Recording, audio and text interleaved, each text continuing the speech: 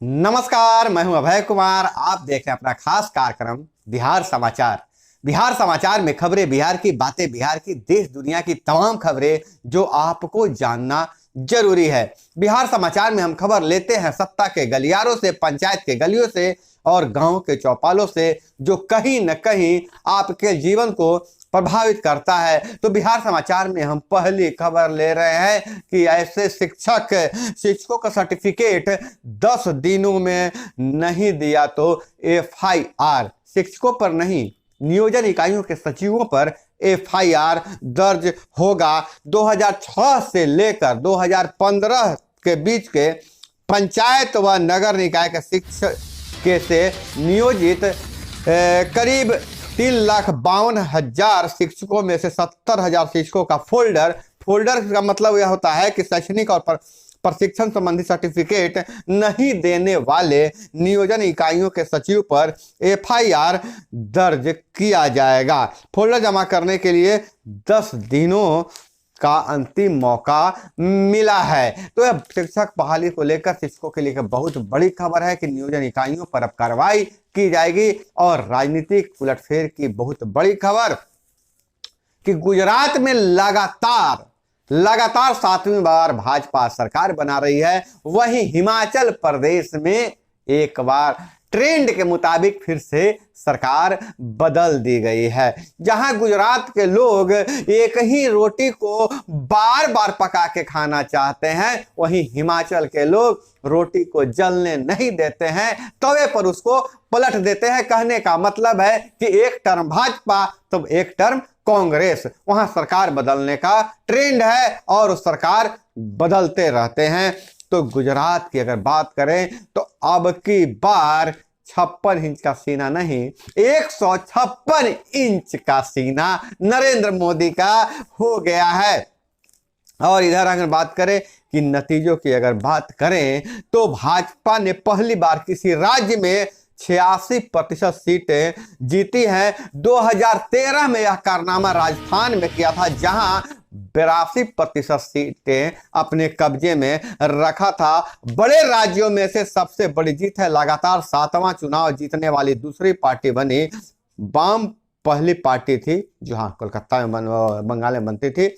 और भाजपा को कांग्रेस से दोगुने वोट मिले। यह किसी भी राज्य में सत्ता विपक्ष के बीच सबसे बड़ा अंतर है। भाजपा ने मुस्लिम बहुल 19 में से 15 सीटें जीते। इनमें से 6 सीटें ऐसी है जो पार्टी कभी नहीं जीत पाई थी। और हिमाचल में भाजपा के 10 में से 2 मंत्री ही जीते। कांग्रेस की प्रतिभा सिंह सीएम बन सकती है।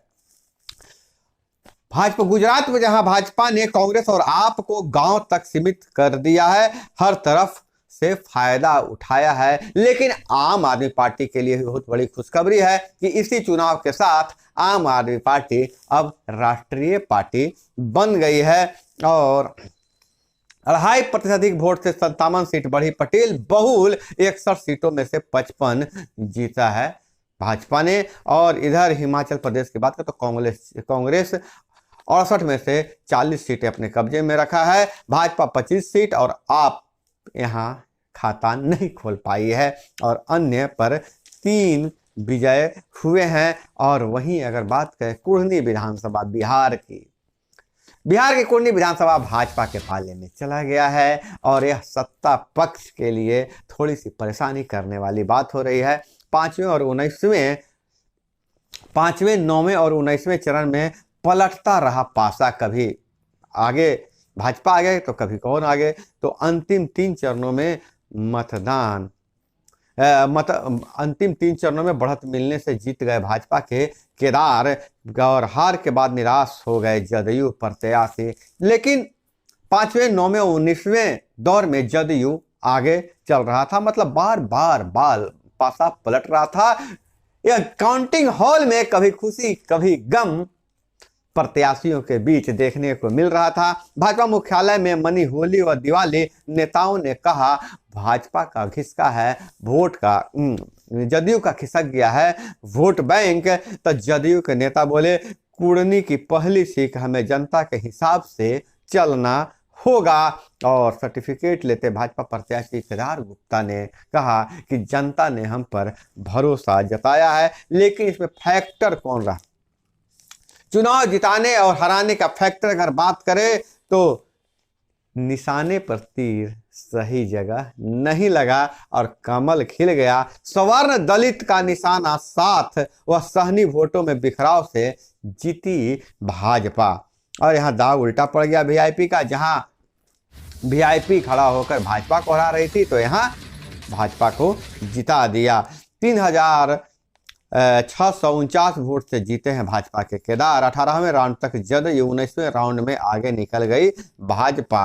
अगर बात करें सीधी टक्कर और मामूली मार्जिन से के लिए विख्यात है कुढ़नी विधानसभा क्षेत्र। तो अब राजनीतिक बयानबाजी होती रहेगी, लेकिन सच्चाई यही है कि कुढ़नी विधानसभा केदारनाथ गुप्ता जीत चुके हैं और गुजरात में भाजपा की सरकार बन गई है और वहीं हिमाचल में कांग्रेस की सरकार बन गई है। और इधर हिमाचल में हार भाजपा का भविष्य दिखा रही है। जदयू प्रदेश मुख्यालय से बयान जारी किया गया है, बयानों का दौर चलता रहेगा। और इधर हम बात करें तो चर्चित आईपीएस अमित लोढ़ा की लिखी किताब पर वेब सीरीज बन गया। अब लोढ़ा ही फंस गए हैं।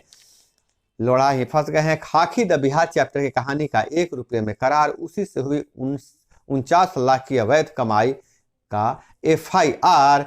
लोक सेवक रहते हुए कारोबार करने का आरोप है। अमित लोढ़ा पर आय से अधिक चल अचल संपत्ति अर्जित करने की जांच एसवीयू ने शुरू की।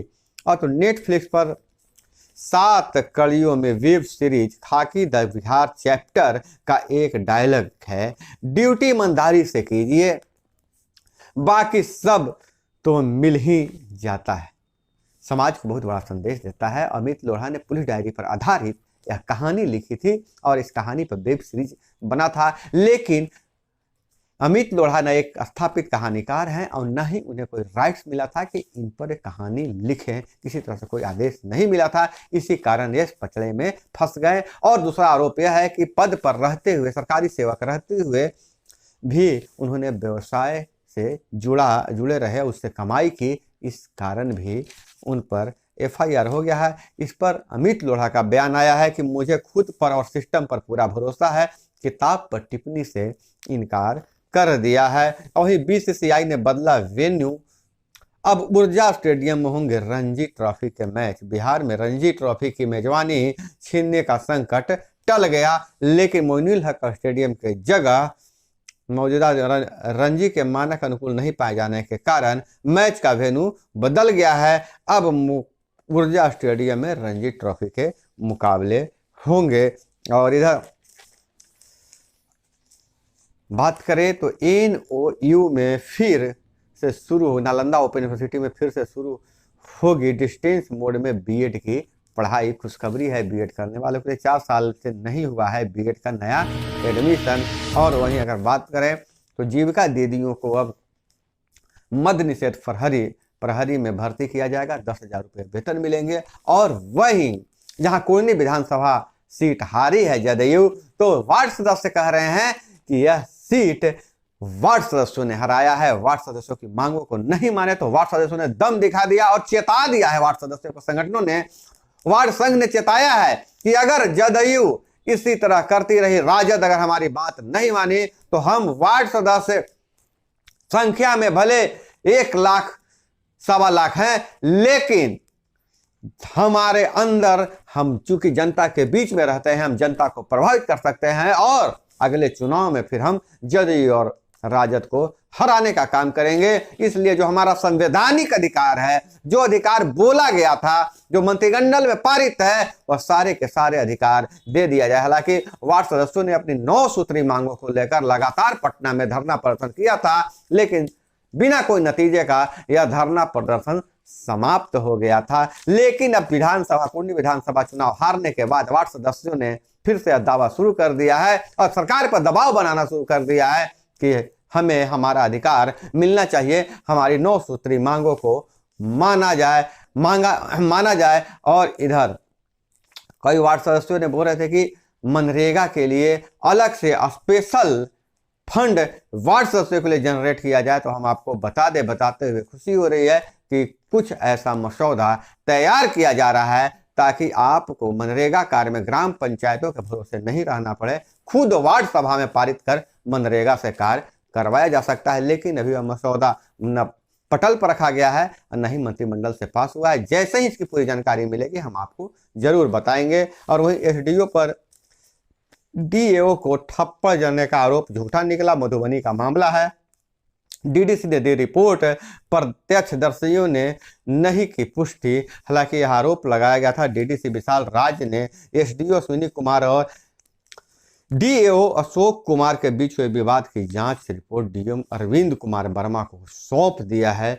जहां जो डीएओ हैं उन्होंने आरोप लगाया था कि हमारे ऊपर हमें डी अशोक कुमार ने यह आरोप लगाया था कि एसडीओ अमित कुमार हमें थप्पड़ जड़ दिया है गोदाम जांच के दौरान। हालांकि यह मामला झूठा निकला। और वहीं तेज रफ्तार स्कॉर्पियो ने बाइक सवार युवक को मारी टक्कर, 10 फीट उछला। पूरी घटना सीसीटीवी में कैद हुई। यह जमुई का मामला है। और वहीं राजस्थान के युवक का अश्लील वीडियो बना कर रहा था ब्लैकमेल, समझौता करने पटना आया तो मार डाला। पटना के साथ चिंटू कुमार ने नौकरी देने के नाम पर राजस्थान के छात्र नटवर लाल को कहीं बुलाया था। उसी दौरान उसका अश्लील वीडियो बना लिया था और उसके मोबाइल पर भेजकर उसे ब्लैकमेल कर रहा था। यह लगातार हनी ट्रैप में फंसाया जा रहा है युवकों को। पहले उन्हें फेसबुक व्हाट्सएप से मैसेज किया जाता है और उसके बाद उनसे वीडियो कॉल पर आने को कहा जाता है और इसी दौरान उनका अश्लील वीडियो बना लिया जाता है। उसके बाद उन्हें ब्लैकमेल किया जाता है। तो सावधान रहने की ज़रूरत है। ऐसे साथी बहुत सक्रिय हैं और इसकी हालांकि साइबर जो क्राइम है, साइबर क्राइम के जो भी अधिकारी हैं इस पर उन्हें ध्यान देने की ज़रूरत है। और वहीं अगर हम बात करें विदेश की खबरों पर, तो अमेरिका में लॉबिंग कर रहे भाजपा के सहयोगी संगठन जांच के घेरे में फारा कानून के तहत चल रही जांच करवाई। वहीं चीन में 13 लाख किताबों वाली दुनिया की सबसे खूबसूरत लाइब्रेरी को बनाया गया है। और गांव में 2 घंटे नो मोबाइल नो टीवी, बच्चे कहते हैं पढ़कर आगे बढ़ेंगे। महाराष्ट्र का यह गांव आज भी चर्चा में है। भविष्य बनाने के जिद में गांव की एक अनूठी पहल है। और वहीं इस गांव की खासियत यह है कि अगर गुटखा पान बेचते पाए गए तो 5,000 का जुर्माना। अगर इस गांव में गुटखा किसी ने खा लिया तो उस पर 500 का जुर्माना लगाया जाता है। और इस गांव में शाम 6 बजे सायरन एक बजाया जाता है और रास्तों पर खेलते हुए बच्चे अपने घरों की ओर दौड़ पड़ते हैं। दूसरे अभिभावक भी उन्हें ढूंढकर अपने घर ले जाते हैं। और उसके बाद कोई न मोबाइल न कोई टीवी किसी घर में चालू होता है। सभी मोबाइल को ऑफ कर दिया जाता है और उसके बाद वहाँ सारे बच्चे पढ़ते हैं। और इधर संसद में कानून बनाने का हक तो हमें स्क्रूटनी का सुप्रीम कोर्ट का यह टिप्पणी आया है। कॉलेजियन सिस्टम कानून इसके पालन हो। उच्च पदों वाले लोगों का कॉलेजियम के विरोध में बयानबाजी करना गलत है। तो दोस्तों यह थी वो तमाम खबरें जो आपको जानना जरूरी था। इसी तरह से खबरों के लिए जुड़े रहिए हमारे साथ। चैनल पर नए तो चैनल को सब्सक्राइब कर लीजिए। वीडियो पसंद आए तो एक लाइक जरूर कीजिएगा। मिलते हैं अगले वीडियो में। जय हिंद, वंदे मातरम।